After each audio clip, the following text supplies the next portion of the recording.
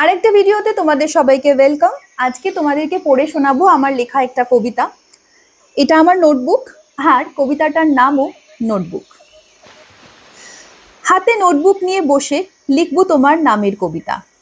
একটি একটি করে শব্দ সাজিয়েও বাক্য হলো না। কবিতার নোটবুকে শুধুই সাদা পাতা। টেবিলের দুই প্রান্তে তুমি আর আমি সেদিন বিকেলে। একটা সিগারেট, একটা বই ছিল চায়ের টেবিলে। ওইদিকে তুমি সিগারেট হাতে, আর আমি ব্যস্ত আমার বইয়ের সাথে। মাঝে মাঝে শুধু চোখে চোখ, আবার নির্বাক, কিছুটা অবুঝ, কিছুটা হতবাক। সত্যি কি ব্যস্ত ছিলাম আমরা সেদিন, নাকি শুধুই বাহানা? সত্যি কি বলার মতো কোনো কথাই ছিল না? মনে পড়ে আমার আজও, শেষ দেখা ছিল সেদিন তোমার সাথে। দিয়েছিলে এই নোটবুক আমার হাতে, বলেছিলে লিখো কবিতা আমার জন্য। ওইটুকুই কি আমার প্রাপ্য ছিল? তবুও ওটুকুতেই আমি ধন্য।